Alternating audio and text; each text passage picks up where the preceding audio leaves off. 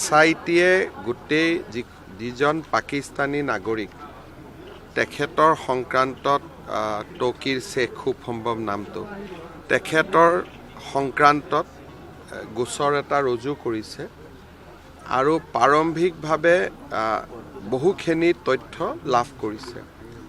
বিশেষকৈ তৌকিৰ শেখ যেতিয়া ভাৰতলৈ আহিছিলে তেতিয়া তেওঁৰ লগত পাকিস্তানৰ বহুত ব্যক্তিক লগত লৈ আহিছিলে। পাকিস্তানৰ এটৰ্নি জেনেৰেলৰ দৰে ব্যক্তিয়েও ভাৰতলৈ আহিছিল আৰু লোকচক্ষুৰ আঁতৰত থাকি সৰু সৰু হোটেলবিলাকত তেওঁলোক থাকিছিলে আৰু এই গোটেই আগমনটো 2018 চনলৈকে চলি আছিলে, কোভিডৰ আগলৈকে। গতিকে বিষয়টো যথেষ্ট সংবেদনশীল। ভাৰতৰ গৃহমন্ত্ৰী ডাঙৰীয়াকো এই বিষয়টো সম্পৰ্কে মই অৱগত কৰিছোঁ। SITয়ে তদন্ত কৰি আছে, কিন্তু এটা পৰ্যায়লৈকে আমি তদন্ত কৰিব পাৰিম। হয়তো ইণ্টাৰপল আদিৰো সহায় ল'ব লাগিব এটা পৰ্যায়ত। গতিকে বৰ্তমান গোটেই তদন্তটো প্ৰাৰম্ভিক পৰ্যায়ত আছে আৰু এই গোটেই তদন্তটোক আমি যিমানখিনি পাৰোঁ আমি আগুৱাই লৈ যাম আৰু যেতিয়া কিবা ক'বলগীয়া কথা থাকে আপোনালোকৰ আগত নিশ্চয় প্ৰকাশ কৰিম।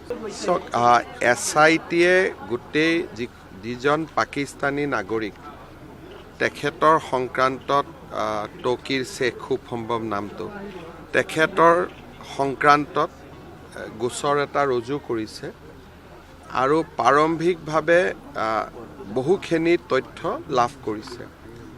বিশেষকৈ তৌকিৰ শেখ যেতিয়া ভাৰতলৈ আহিছিলে তেতিয়া তেওঁৰ লগত পাকিস্তানৰ বহুত ব্যক্তিক লগত লৈ আহিছিলে।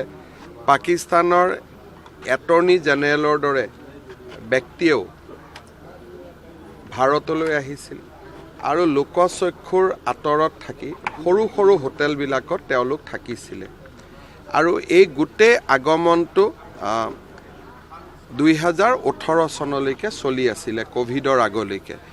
গতিকে বিষয়টো যথেষ্ট সংবেদনশীল। ভাৰতৰ গৃহমন্ত্ৰী ডাঙৰীয়াকো এই বিষয়টো সম্পৰ্কে মই অৱগত কৰিছোঁ। SITয়ে তদন্ত কৰি আছে, কিন্তু এটা পৰ্যায়লৈকে আমি তদন্ত কৰিব পাৰিম। হয়তো ইণ্টাৰপল আদিৰো সহায় ল'ব লাগিব এটা পৰ্যায়ত। গতিকে বৰ্তমান গোটেই তদন্তটো প্ৰাৰম্ভিক পৰ্যায়ত আছে আৰু এই গোটেই তদন্তটোক আমি যিমানখিনি পাৰোঁ আমি আগুৱাই লৈ যাম আৰু যেতিয়া কিবা ক'বলগীয়া কথা থাকে আপোনালোকৰ আগত নিশ্চয় প্ৰকাশ কৰিম।